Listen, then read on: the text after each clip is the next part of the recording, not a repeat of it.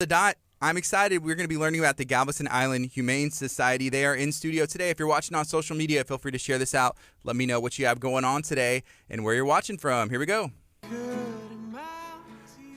Good morning. This is KHEA Radio, 99.5 FM. My name is Gardy. This is Kickstart, and I have some guests that are in studio. I'm going to let them introduce themselves and then share the organization that they're here with today.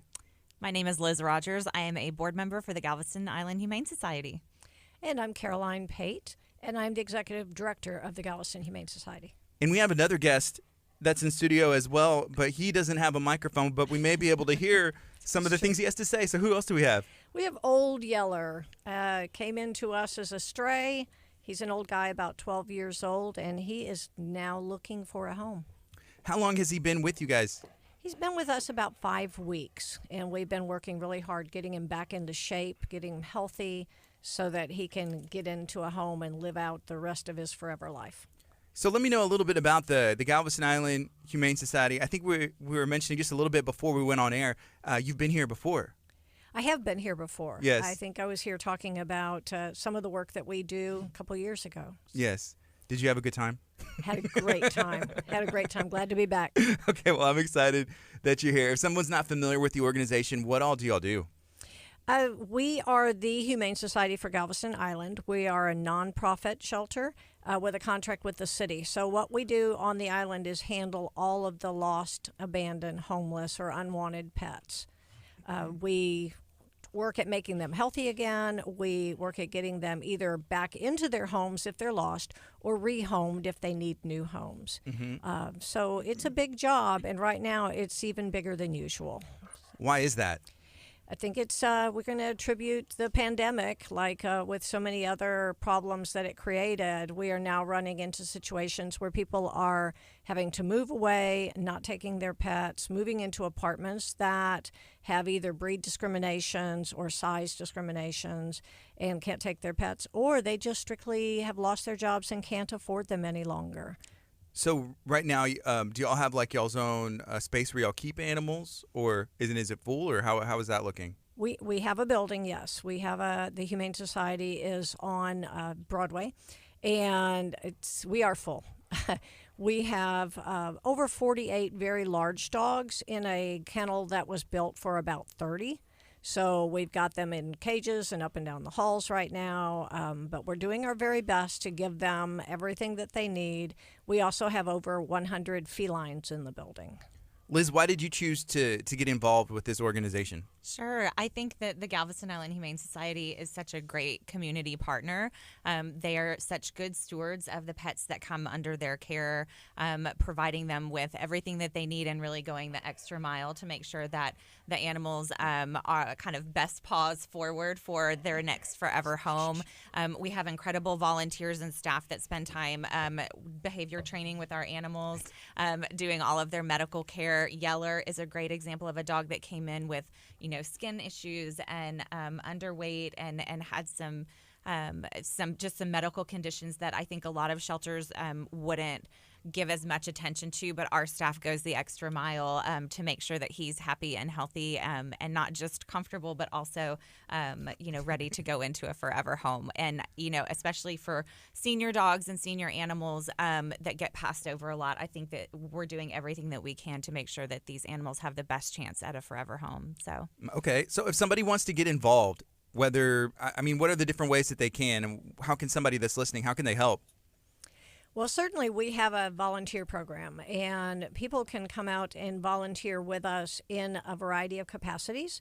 We have volunteers who come do direct animal care where they walk the dogs, maybe even help the staff clean the dogs, make sure that they're happy and comfortable. People who work at the front desk, answer the phones, and then going out to events. Participating, getting the animals out away from the shelter so that they can meet people out in the public, and that's a really positive way of getting them adopted. Okay, so there's a comment, and it's a link to the Adopt a Dog, and this is from Madison. Is this Madison that works with you that brings the coffee? Yeah, that's my Madison. Yeah, that's my Madison. We were talking about Madison before. Yeah. Just a little bit as we were talking about drinks and stuff. So the link that she dropped in here is the /adopt/dog. So You also need people to adopt animals as well, right? 100%. That is our biggest need right now, I think, is for individuals to come forward and adopt. If you are thinking about adding a pet to your family or to your home, now is the time. We are shameless. We desperately need people to adopt right now. And you can, Madison, drop the link in the comments. You can view all of the adoptable pets at the Galveston Island Humane Society online at galvestonhumane.org.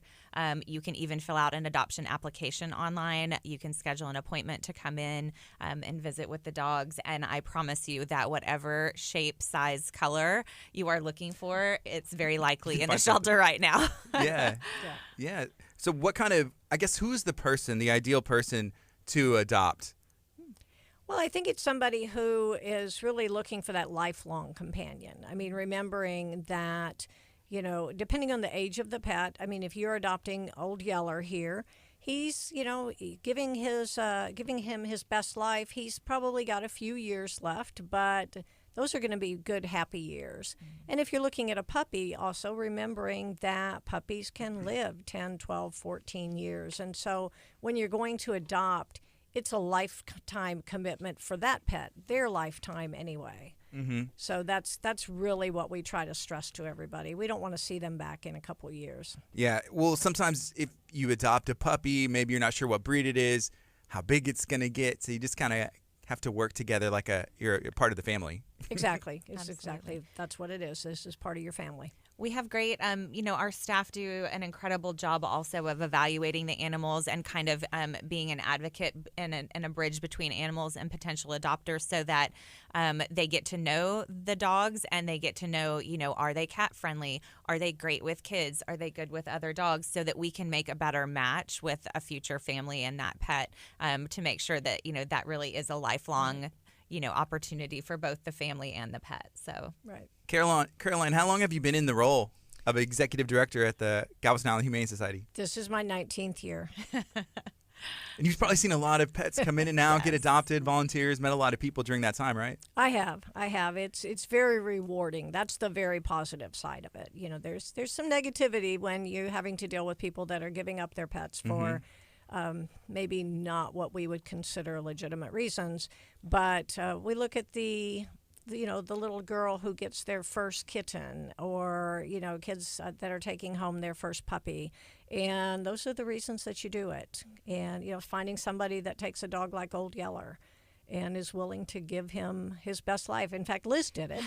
I did. I try to have a strict rule about not taking home lots of animals from the shelter. I've been on the board for 13 years now, which is crazy.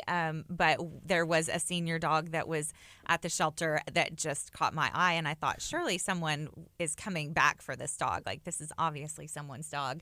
And no one came for him. So 2 weeks later, we went and grabbed him and took him home, thinking that we would give him, the best last 6 months of his life, and that was 2 years ago. So he is.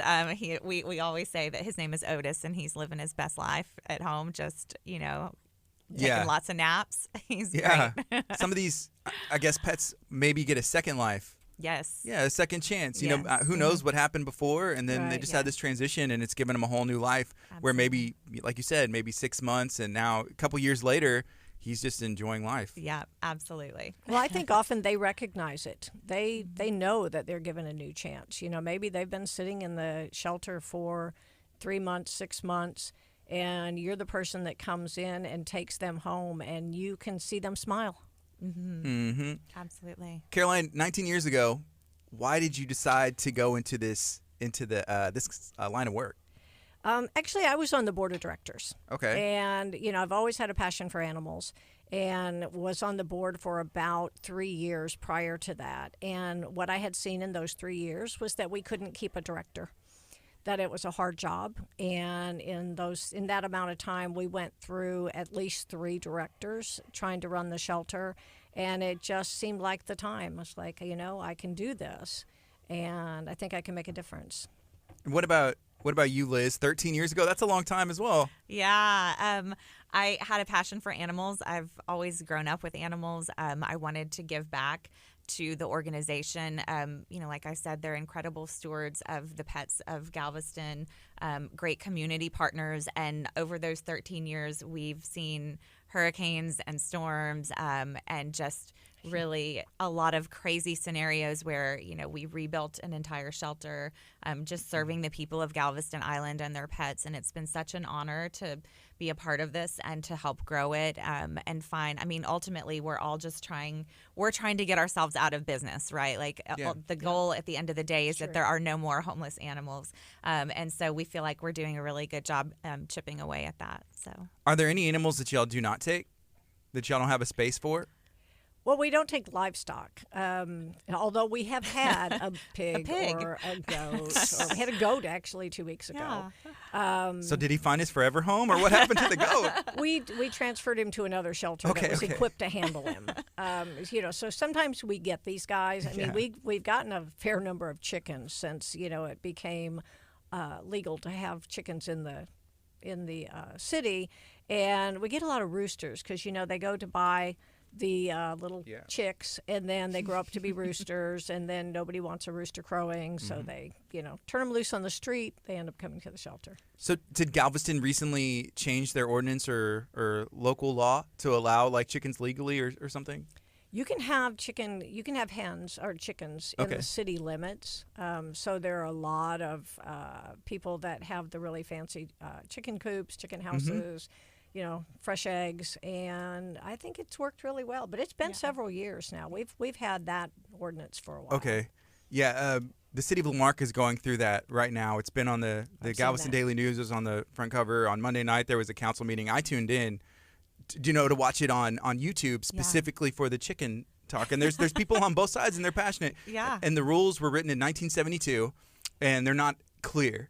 So that's what they're trying to clarify, and there's people. It's just interesting. Right. So that's one thing. Like roosters, people don't necessarily want roosters crowing at all hours of the night, but chickens, it's kind of nice if they're not bugging your neighbors, right? Absolutely. Right. Share some farm eggs, right? Yeah, that's true. We also, the shelter also gets a lot of, we call them critters, but right now, for instance, there are 3 guinea pigs that need homes and a beautiful fluffy bunny, just gorgeous bunny.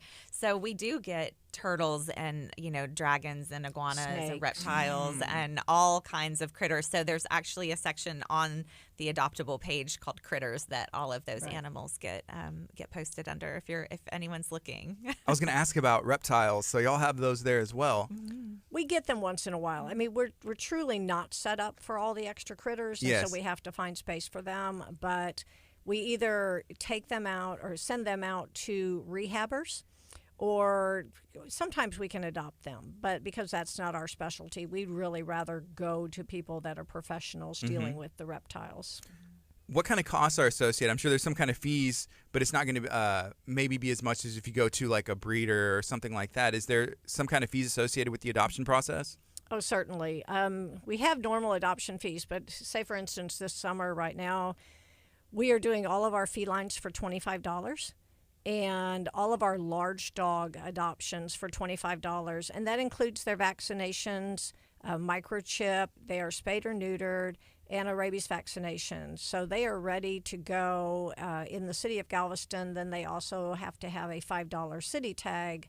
And, that's really everything you need. And for $25, that kind of gives you a good start in life. So, but there are a lot of fees. That's about $300 to $400 worth of service that they get for these dogs and cats. If somebody comes in and is trying to give their pet, maybe they're in a place where they feel they're not prepared to take care of the pet anymore, do you almost try and talk them out of it?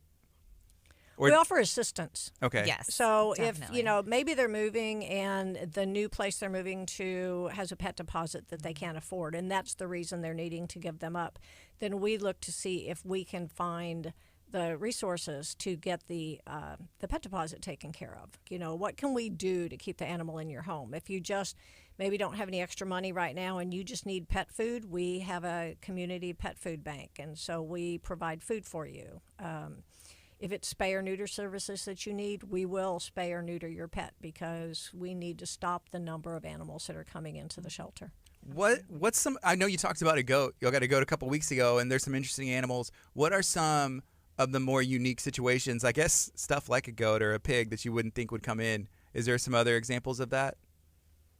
I know one time there was a pig that was abandoned on West Beach, that came in. You know, and like, how did he get there? Just He literally went out. dropped.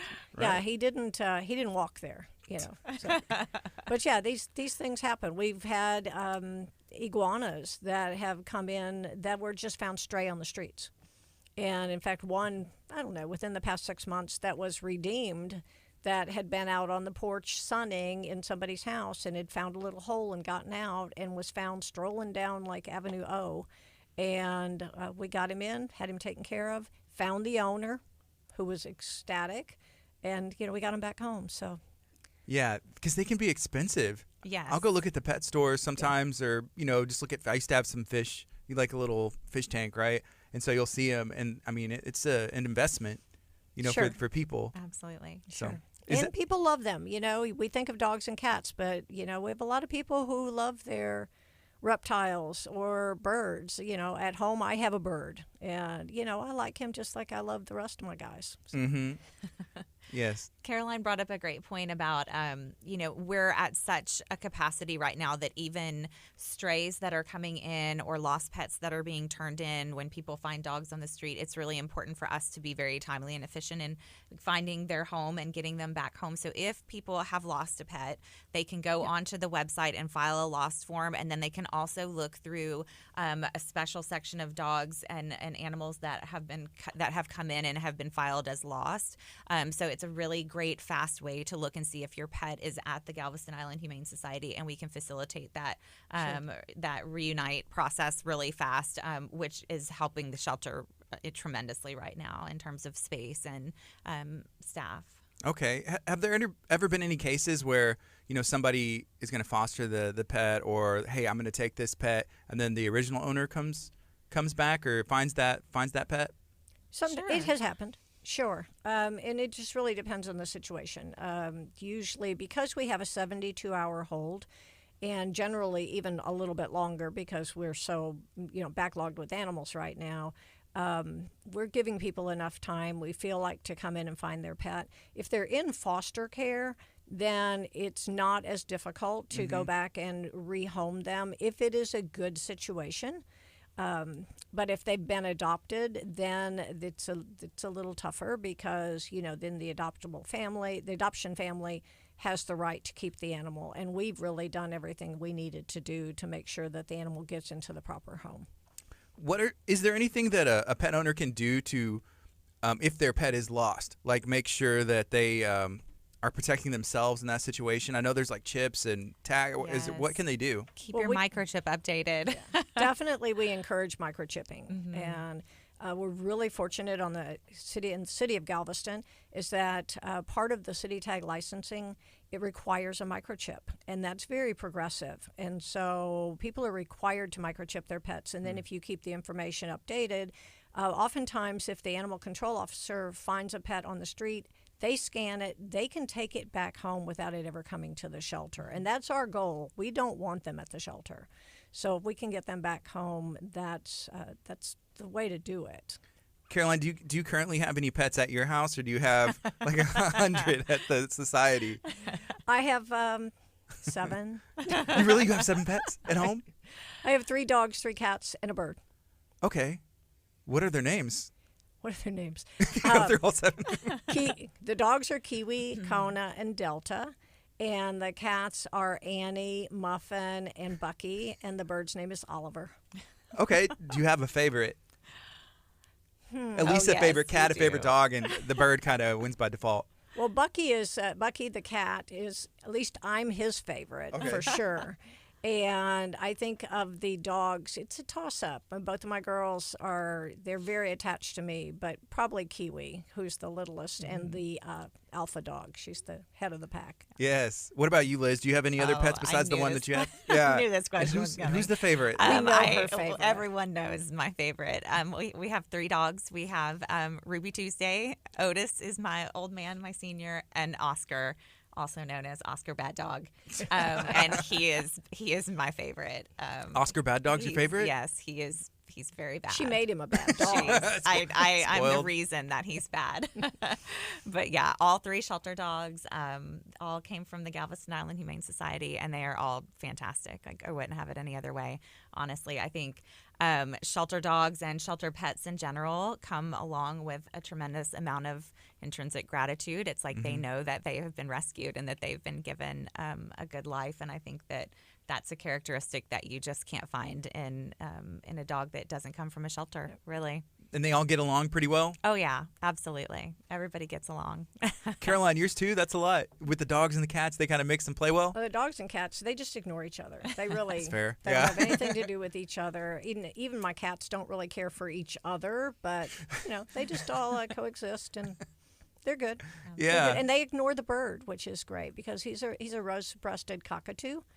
And every so often he'll jump off his cage or jump off his perch and go wander around the house. And they just all they all spread their distance because they know that they can't get near him. It's like, don't touch the bird. Yeah. Yeah, just let him be. Man, so right now it's 9:21. This is KHEARadio.com, 99.5 FM. This is Kickstart. My name's Gardy. I'm talking and learning about the Galveston Island Humane Society with Liz and Caroline. They have been doing this for a long time and a while. And I mean, what do y'all see for yourselves and the board and being the executive director in the future? How long do y'all want to be able to do this? I'm going to stick around until Caroline kicks me off. But no, I think, we have some big goals for the shelter, and we have been building some really successful programs into the community.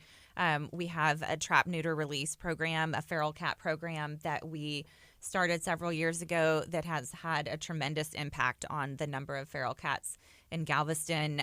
We feel like it's not revolutionary, but we're certainly one of the more progressive communities implementing a program like we do. We have great volunteers involved with that. If you're interested in feral cats and community cat programs, we have great information on the website as well. But the impact on the number of cats that have come into the shelter and euthanasia rates because the cats are feral have gone down so dramatically, and we feel like that's a huge success for the shelter. So we just really are excited about implementing these programs. We'd like to see like a citywide spay-neuter day at some point in the near future where we can offer, assistance and spay-neuter assistance for the entire community and make that really accessible. We feel like that will put a big dent in our homeless population of animals on the island. But we just have big plans, and we're going to keep going. At least I am. Yeah, so I won't 13 let Caroline years leave. till Caroline kicks you off. Right, right. And you've been doing this for 19 years on the board and serving in the role that you are, now, till there's no more animals left?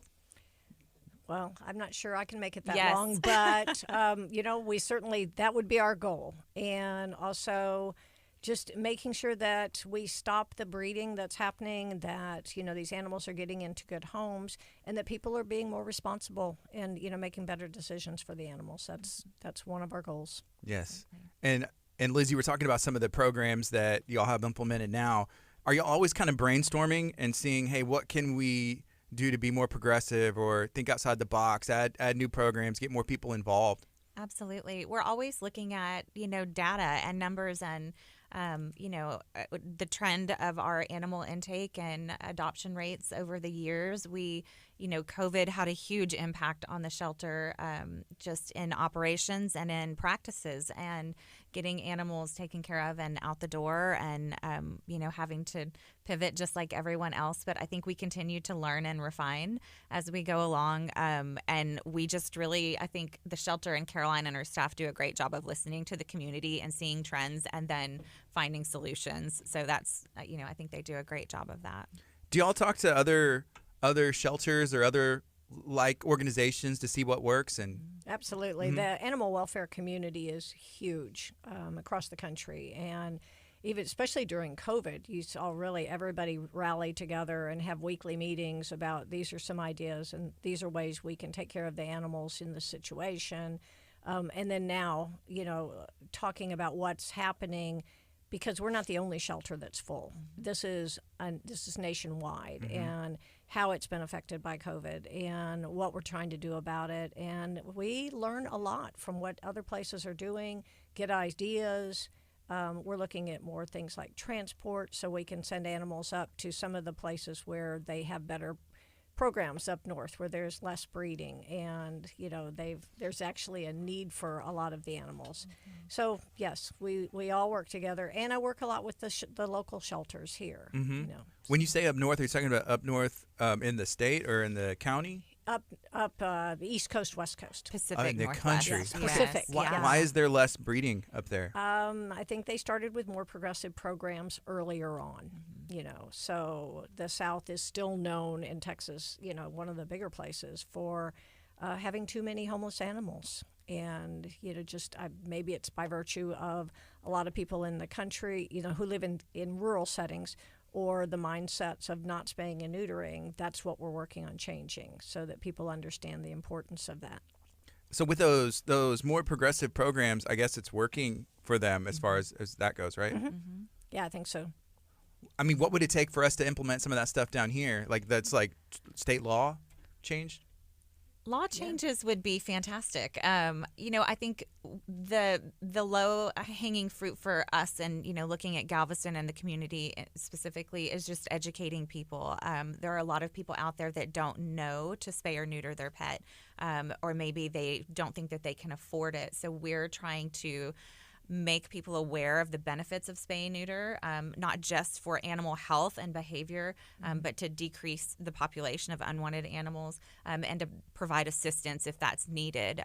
We do have a spay neuter assistance fund, so we always want that to be an option for people. We have a great change in city ordinance within the past few years where we actually are able to spay or neuter pets that come into the care of the Galveston Island Humane Society before they're released. So we're not, we're not returning an animal that can then go and have lots of puppies or kittens. So that's a huge step for us, as well as making sure that we're tackling that problem at the pain points where we have access. So yes, okay.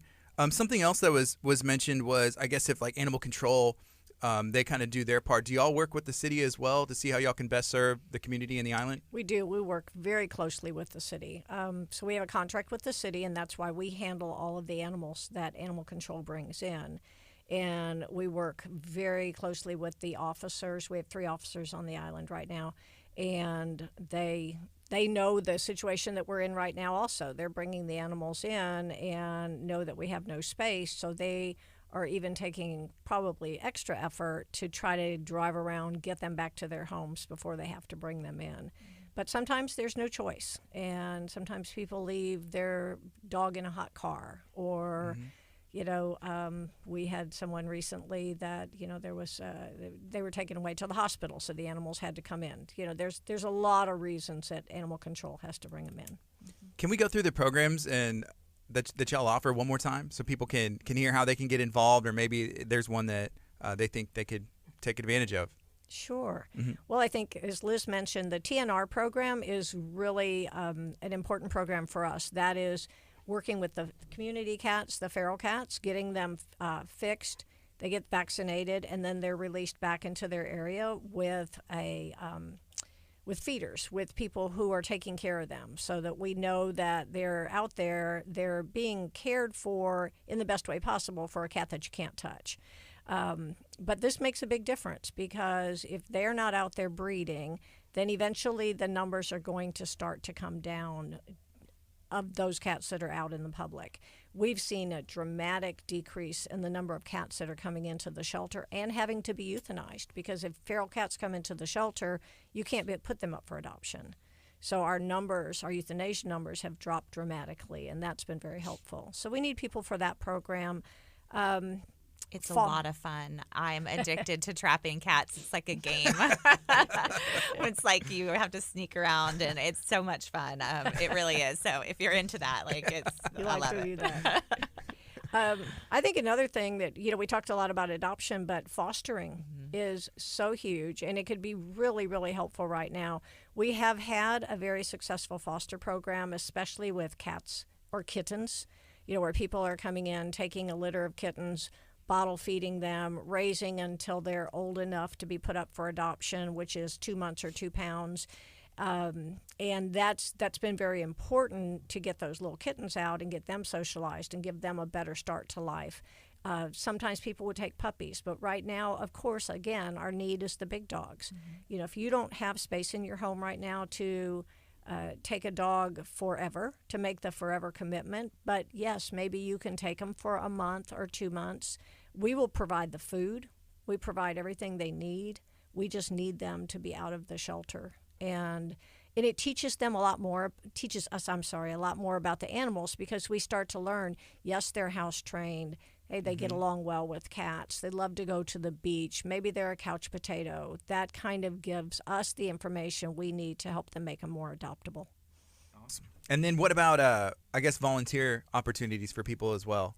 Volunteering, we love our volunteers, and, you know, they can do anything from coming in and socializing with the pets to helping clean, going out into the public, going to special events. This weekend we have a special event called Surf Dogs.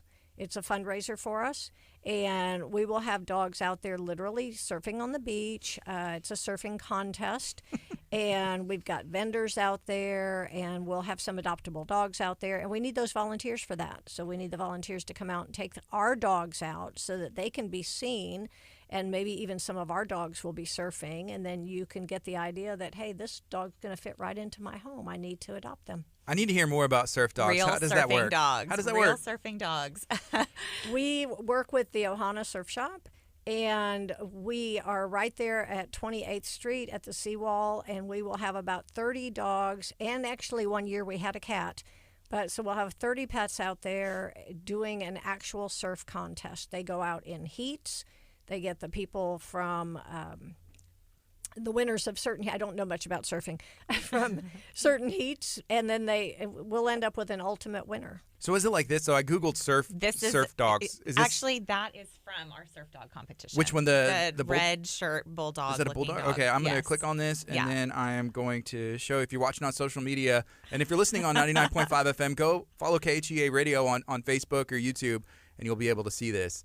So there's a dog, and this is from y'all's competition in Galveston. Right. And the dogs are cool with this? Oh, yeah. They have fun? They love it. They love it. They love it, yeah. It's so great. And I mean, every, like, tiny dogs, bulldogs, big dogs, fluffy dog, these dogs love to surf. We have had pugs in the past, surfing pugs, and it's really so much fun. We're going to have tons of vendors out there. There will be lots of swimming pools for the dogs to cool off in. It's just a great time. So even if you don't have a surfing dog, you should come out and watch, because it's really a lot of fun. Yeah, and bring your pets. Yeah. You know, they might find a new interest. That's right. They may be really good at it. And Win the whole absolutely. competition. Win the whole thing. Yep. Definitely. That's awesome. Is there anything else that we haven't talked about that y'all would like to share today? I think we just really want to encourage people that, like, if you have the space in your family home heart right now to foster or adopt, we desperately need your support and your help to, to get some of these pets into temporary homes or forever homes. And then we always encourage people to spay and neuter their pet. We're ultimately trying to solve the problem of unwanted and homeless animals, and that's the way that we know how. And I think the other thing is I have to put in the reminder that we're a nonprofit organization. And if you're not able to take a pet at this time, but maybe you're able to make a donation, and you can make it specifically toward the spay-neuter program, or you can make it toward our Heartworm Fund, or we're actually even looking at talking to kennels right now that we may have to pay some boarding costs to move some of our animals out. So that's going to be an extra cost for us, but we need our animals to be comfortable. So, there are a lot of needs that we have every day. And so if people are able to help, it's certainly appreciated. And all that can be done on the website. All right. What's the website one more time? I know it's in the comments, but if you're listening on 99.5 FM, this is the website. www.galvestonhumane.org. Thank you so much for joining today. Thank you for having Thank us. you. Yeller says, come adopt me. I was going to say, an old What's yeller. up, Yeller? Old Yeller. Head up here. He's There been you such are. a good boy this whole time. This is KHEA Radio, 99.5 FM.